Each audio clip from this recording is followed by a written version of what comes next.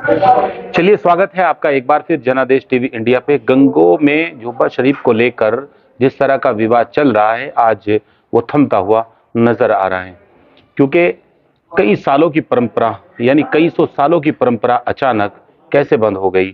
क्या मामला है पूरा, ये जानने की हम कोशिश करेंगे।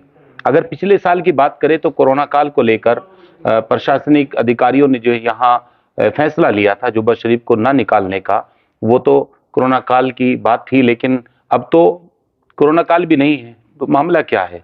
कुछ लोगों का दबी जुबान कहना है कि मामला प्रॉपर्टी का है, कुछ लोगों का दबी जुबान कहना यह कि जुब्बा शरीफ की जो गद्दी है उसको लेकर है। आखिर मामला क्या है? भी कुछ दिन पहले शेख अब्दुल कुद्दूस साहब की जो गद्दी है उन पर जो है आसीन हुए थे। इनका नाम है यासिर अम्मार साहब, यासिर अम्मार कुद्दूसी साहब। हम इनसे बात करेंगे। अभी कुछ देर पहले हमने जो कलिया शरीफ से आते हैं उनसे भी बात की, जो गद्दी पर इस वक्त जो है, जो गद्दी को देख रहे हैं।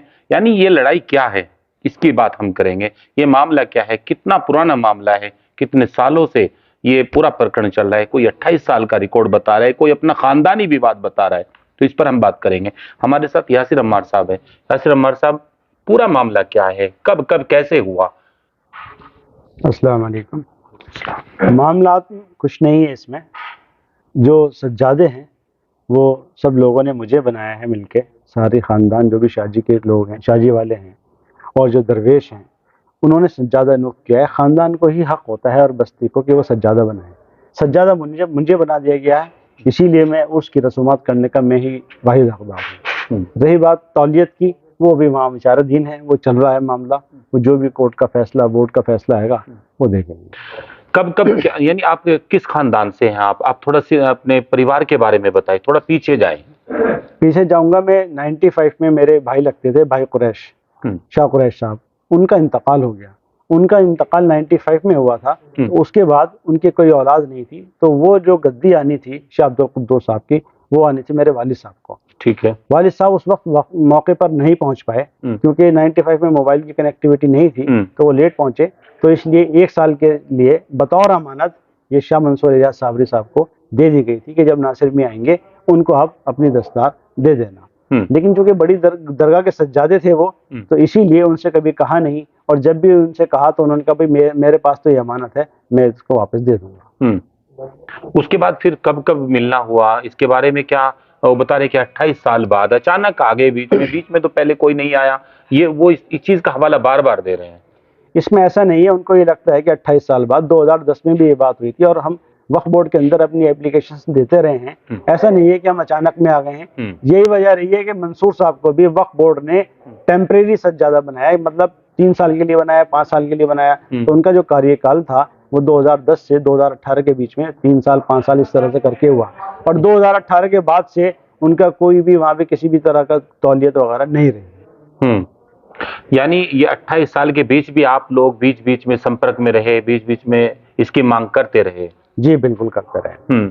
अच्छा, ये आप ये बताइए, अब से पहले जब यहाँ आपके जो आप चाचा बता रहे हैं, आप अपने जिनके पास गद्दी थी पहले सन 95 से पहले, भाई आपके भाई थे वो, उनके बाद ये जब कलिया शरीफ में दी गई तो वहाँ बहुत सारे बुजुर्ग होंगे, उनके सामने भी बातें होंगी ना, उनके सामने भी ये चीजें तय हुई होंगी?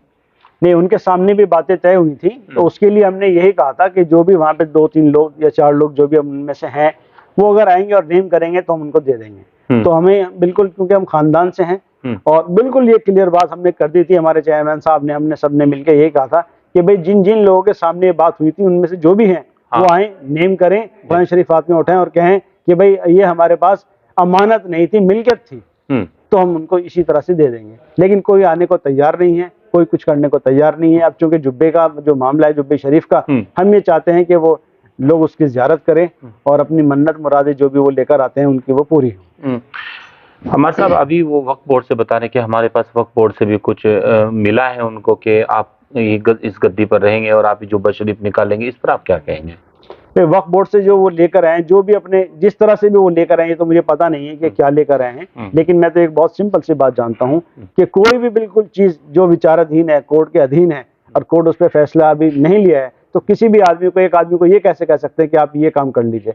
तो अगर कहना था तो दोनों को कहते कि भाई ये भी खड़े हों, ये भी खड़े हों। जब नहीं कहा तो फिर एक को ही क्यों कहा? तो इस पे एक सवालिया निशान है। ये हम आगे वहाँ कोर्ट जाएंगे, ट्रिब्यूनल में जाएं, चाहे हाई कोर्ट जाएं, चाहे सुप्रीम कोर्ट जाएं, उनसे पूछेंगे कि इन्होंने इस तरह से क्यों किया। जो लोग कई कई सौ किलोमीटर यात्रा सफर करके यहाँ जो आस्थाएं रखते हैं, चाहे वो हर एक समाज के, क्योंकि सूफियत एक ऐसी लाइन है, इससे हर एक समाज का जुड़ाव रहता है।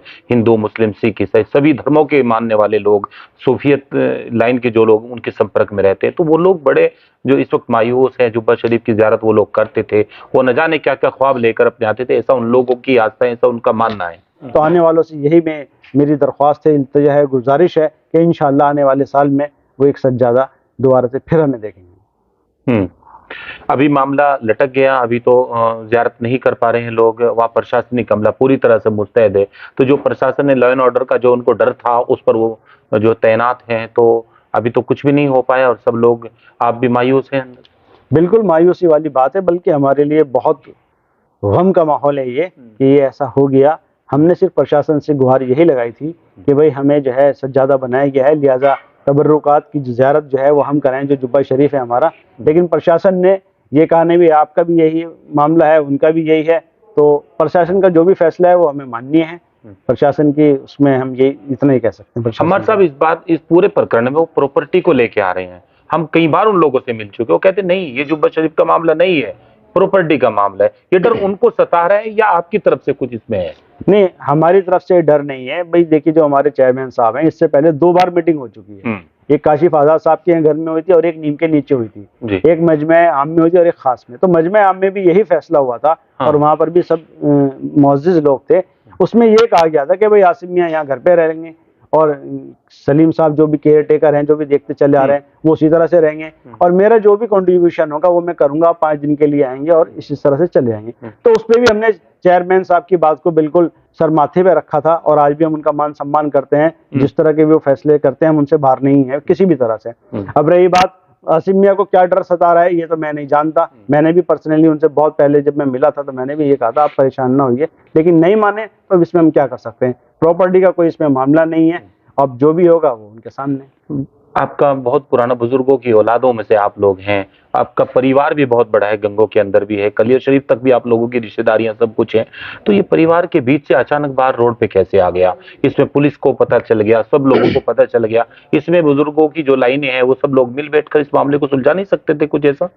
भाई पिछले, जैसे आपने कहा ना 28 साल में, ये अभी आपने थोड़ी देर पहले एक सवाल किया था कि 28 साल बाद आए, तो सबको यही लगता है कि 28 साल बाद आए, लेकिन हकीकत यही है कि मैंने आपको जैसे बताया कि बहुत सारी एप्लीकेशंस मेरे पास हैं। मैंने वहाँ पे वक्फ बोर्ड में मेरे वालिद साहब और मैं देते रहे हैं, तो ये तो अभी खुल के सामने आपके सामने आ गया। एप्लीकेशंस हम देते रहे हैं, ऐसा नहीं है कि बिल्कुल भी हम जैसे गाफिल थे। तो लगातार हमारी कोशिश जारी रही। और परिवार में भी आप लोग लगातार ये बात उठाते रहे ना? बिल्कुल नहीं, 2010 में और उससे पहले कई मीटिंग्स हुई हमारे यहाँ पर, सब लोग हमारे साथ थे, सब लोगों ने हमारा इसमें कंट्रीब्यूशन किया, हम उनका तहे दिल से शुक्रिया भी अदा करते हैं। तो अम्मार साहब, जो इस वक्त कुछ दिन पहले इनको गद्दी दी गई थी, इनसे हमारी बात हुई, पूरे प्रकरण पर इन्होंने बड़ी बारीकी से बता। देखिए, बहुत सारे लोगों का गंगों के अंदर ये मानना है कि ये प्रॉपर्टी की लड़ाई है, लेकिन इनका साफ कहना है प्रॉपर्टी की नहीं है, ये अपना हक मांग रहे हैं। इनके बुजुर्गों की जो एक परंपरा है, उस परंपरा को आगे बढ़ाना ये चाहते हैं। अचानक एक उधार दी चीज पर दूसरे लोग काबिज हो गए, ऐसा इनका कहना है।